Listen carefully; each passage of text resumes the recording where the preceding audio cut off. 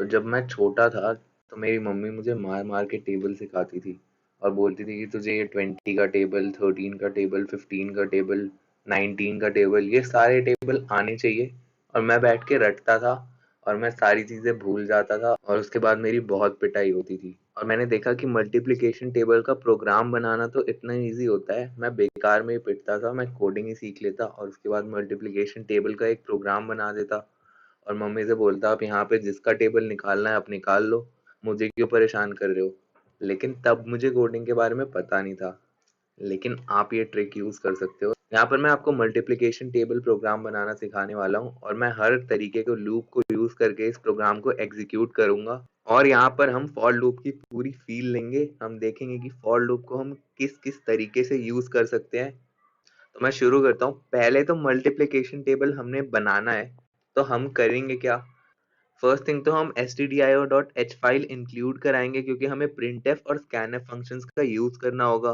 फिर हम main function बनाने वाले हैं। यहाँ पे हमने मेन फंक्शन बनाया जिसका रिटर्न टाइप मैंने इंटीजर कर दिया और मैंने एंड में रिटर्न 0 कर दिया। आप अगर चाहो तो यहाँ पे वॉइड भी कर सकते हो, यहाँ पे आप वॉइड कर दो, यहाँ रिटर्न कुछ मत करो, यहाँ आप ऐसे भी छोड़ सकते हो, इसे रिटर्न करके बस सेमीकोलन लगा दो, कुछ नहीं करोगे तो भी ये चलेगा। आप इस चीज को नहीं लिखोगे तो भी ये चलेगा, क्योंकि void जब एक फंक्शन का रिटर्न टाइप होता है तो उसका मतलब यही होता है कि वो फंक्शन कुछ भी रिटर्न नहीं करेगा। और अब हम यहाँ पे क्या करेंगे, अब हम लॉजिक लगाते हैं। हमें क्या करना है, हमें सबसे पहले एक नंबर एंटर कराना है यूजर से जिसका मल्टीप्लिकेशन टेबल हमें चाहिए। ठीक है, तो मैं पहले प्रिंट ही कर देता हूँ। यहाँ पे मैं प्रिंट एफ लगाऊंगा और बोलूंगा enter the number you want the multiplication table of. फिर मैं क्या बोलूंगा, फिर मेरे को क्या सोचना है, यहाँ मैंने ये कर दिया। अब मुझे नंबर एंटर कराना है तो मैं स्कैन करूंगा, लेकिन ऐसे तो मैं स्कैन कर नहीं सकता, पहले मुझे एक इंटीजर को डिफाइन तो करना पड़ेगा।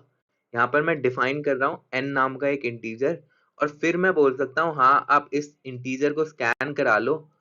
यही इंटीजर हमारा वो नंबर है जिसका हम मल्टीप्लिकेशन टेबल यहाँ पर निकालेंगे। फिर मैं परसेंटेज डी करके एम परसेंट एन कर दूंगा क्योंकि मैं एड्रेस दूंगा और वहां पे स्कैन एफ, क्योंकि स्कैन एफ का यही सिंटैक्स होता है। अब मुझे क्या करना होगा, अब मैं सोचता हूँ अगर कोई प्रोग्रामर जिसे फॉर लूप नहीं आता वो बोलेगा भाई मैं प्रिंट एफ लगाता हूँ, मैं लिख देता हूँ percentage D into percentage D is equals to percentage D. और इसमें मैं क्या लिखूंगा, पहले तो एक गलती है यहाँ पर, आप यहाँ पर ब्रैकेट्स लगाओगे। ठीक है, इसको ब्रैकेट्स में ले आता हूँ।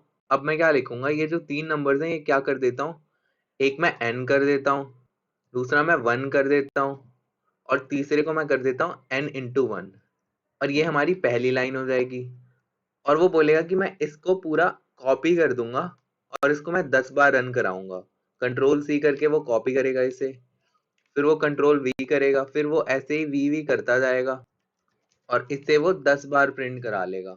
और वो बोलेगा यहाँ पर मैं 2 कर दूंगा, यहाँ पर मैं 3 कर दूंगा, यहाँ पर मैं 4 कर दूंगा, यहाँ पर मैं 5 कर दूंगा और यहाँ पर मैं एंड में 10 तक कर दूंगा इसे। और उसके बाद ये जो वैल्यूज है इन्हें भी मैं वैसे ही चेंज कर दूंगा, यहाँ पर 2 लगा दूंगा, 3 लगा दूंगा और यहाँ मैं एंड तक 10 तक ले जाऊंगा इसे। और अब वो बोलेगा, इसके पहले मैं ये भी लिख दूंगा कि हाँ प्रिंट एफ के अंदर मैं लिख दूंगा कि the multiplication table of percentage D is percentage D. और फिर मैं यहाँ पर क्या कर दूंगा, परसेंटेज डी इज करके मैं यहाँ पर बैक स्लैश एन लगा दूंगा और फिर नई लाइन में ये सब आ जाएगा। यहाँ पर मैं क्या करूंगा, परसेंटेज डी के लिए मैं एन को डाल दूंगा और यहाँ पर इसे क्लोज कर दूंगा। यहाँ पर मैं क्या करूंगा, मल्टी लाइन कर्सर लगाऊंगा, ऑल्ट दबा के मैं इन सारी लोकेशंस पे क्लिक करता जाऊंगा क्योंकि हमें अपना आउटपुट नई लाइन में चाहिए। तो मैं यहाँ पर बैक स्लैश एन लगा रहा हूँ हर जगह और अब मैं इसे रन कराऊंगा। ये हमारा पूरा प्रोग्राम बन चुका है, तो अब मैं इसे रन कराऊंगा। और जब मैंने इसे रन कराया तो यहाँ पर ये मांग रहा है enter the number you want the multiplication table of. यहाँ पर मैं 3 कर देता हूँ, अब यहाँ पर 3 की मल्टीप्लिकेशन टेबल आ गई। द मल्टीप्लिकेशन ऑफ, यहाँ पर मल्टीप्लिकेशन की जगह मुझे टेबल करना था, वैसे कोई बात नहीं आगे हो जाएगा वो। The multiplication table of 3 is, अब यहाँ पर पूरी टेबल आपकी आ गई है। इसको आप अगर बार बार रन कराओगे सेव करके, यहाँ पर आपने इसको फिर से रन कराया तो यहाँ पर इसने फिर से मांगा आपसे कि आप बताओ कौन सा नंबर है। यहाँ पर आप 24 दे दो और यहाँ 24 का भी मल्टीप्लिकेशन टेबल हमारा आ गया है। अब यहाँ पर हमें क्या करना है, मैं आपको एक चीज बताता हूँ। आपने यहाँ पर इतना बड़ा कोड लिखा और एक मल्टीप्लिकेशन टेबल का प्रोग्राम बनाया, लेकिन अगर आपको लूप्स के बारे में पता है तो आप इस प्रोग्राम को बस 2 लाइन में खत्म कर सकते हो। और आप यहाँ पर क्या करोगे, आइट्रेशन लगाओगे, लूप लगाओगे और ये सारी चीजें एक ही बार में प्रिंट कराओगे। और जिसको फॉर लूप के बारे में पता है और डू वाइल लूप के बारे में, वाइल लूप के बारे में पता है, वो ये चीज कभी नहीं करेगा, क्योंकि यहाँ पर कोड रीयूजेबिलिटी नहीं हो रही और हम लाइंस ऑफ कोड भी बहुत ज्यादा कर रहे हैं और यहाँ पर टाइम भी हमारा वेस्ट होगा। लेकिन अभी यहाँ पर आप लूप्स का कॉन्सेप्ट लगा के देखो। मैं यहाँ पर सबसे पहले आपको इसे डू वाइल लूप से करके दिखाऊंगा। पहले आप क्या करो, एक आइट्रेशन बनाओ। आप यहाँ पर इनिशियलाइजेशन करोगे i=1 से कर दो। i=1 आपने कर दिया। यहाँ पर फिर आप लगाओ डू और फिर आप यहाँ पर डू वाइल की बॉडी स्टार्ट कर दो। एंड में आप वाइल लगाओ। वाइल लगा के आप कंडीशन डाल दो i < 10 और यहाँ पर आप सेमीकोलन लगा दो। ये आपका खत्म हो गया। और ये वाली जो आपकी लाइन है, इसको आप ऑल्ट दबाओ और ऊपर कर दो। ऊपर कर दिया आपने। यहाँ पर आप क्या करोगे, यहाँ पर आई डाल दोगे और यहाँ पर आप फिर से आई डाल दोगे और ये आइट्रेशन आपको अपडेट भी करते रहनी है। तो आई प्लस प्लस भी कर दोगे आप सेकेंड स्टेप में। आई प्लस प्लस किया तो जब हर बार ये लूप चलेगा तो यहाँ आई की वैल्यू इंक्रीमेंट होती जाएगी। 1 से शुरू होगी और वो 10 तक चलेगी। अब मैं इसे रन कराकर आपको दिखाता हूँ ये कैसे रन होगा।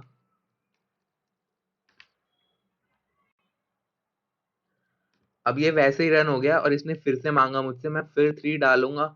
3 डाला मैंने, 3 की मल्टीप्लीकेशन टेबल आ गई। मैं इसे फिर से रन कराऊंगा। यहाँ पर 24 डालूंगा।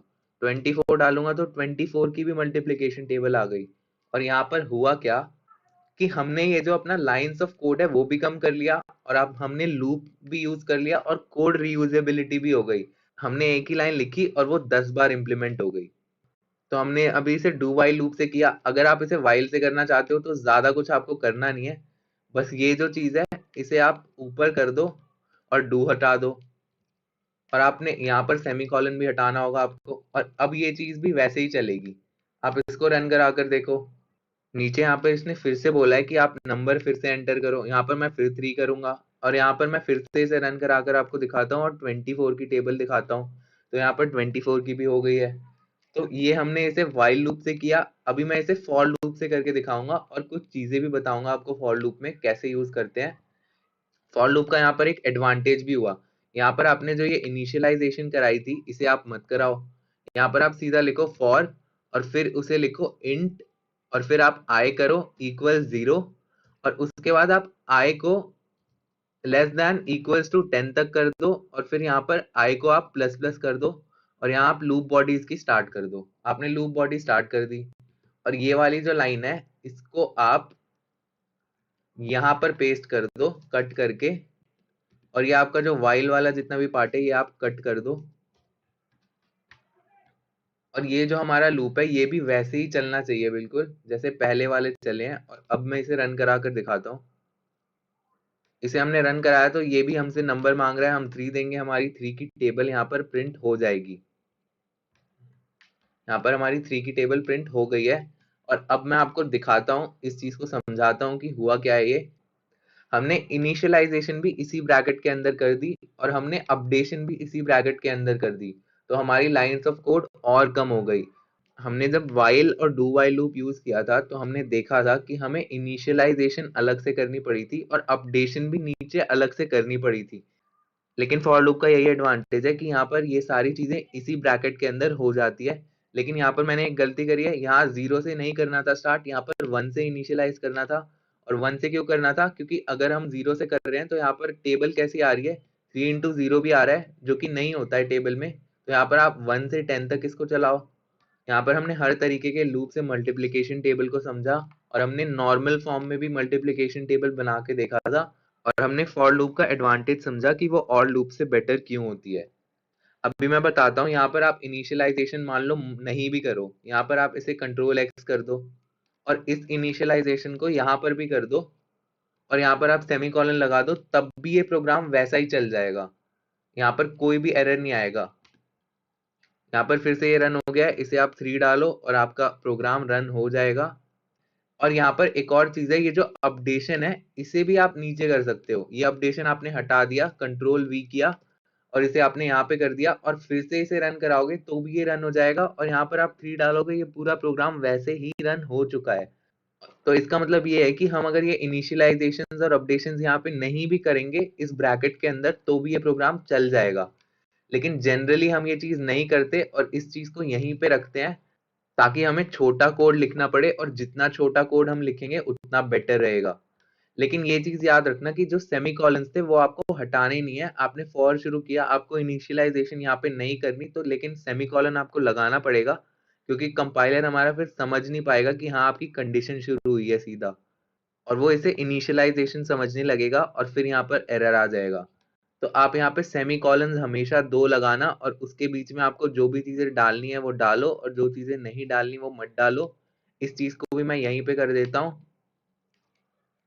और अब ये हमारा प्रोग्राम पूरा रेडी है और ये बेस्ट वे है हमारा मल्टीप्लिकेशन टेबल बनाने के लिए।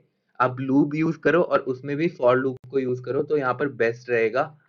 गाइस आई होप आपको यहाँ पर ये कॉन्सेप्ट समझ आए हो और जो अलग अलग तरीके से मैंने एग्जांपल्स दिए हैं वो सब भी आपको अच्छे से समझ आया हो। आने वाली वीडियोस में हम ब्रेक और कॉन्टिन्यूस स्टेटमेंट्स को अच्छे से पढ़ने वाले हैं एग्जांपल्स और इम्प्लीमेंटेशंस के साथ, और उसके आगे हम कुछ लूप से रिलेटेड क्वेश्चंस करने वाले हैं। तो गाइस मैं बहुत एक्साइटेड हूँ और मैं ये चाहता हूँ कि अगर आप ये वीडियोस देख रहे हो तो आप प्लीज मेरे चैनल को सब्सक्राइब करो और इन वीडियोस को लाइक करो और आप कमेंट करो, उससे मेरा मोटिवेशन बढ़ेगा और मैं और ऐसी वीडियोस बनाऊंगा। Thanks for watching, see you in the next video.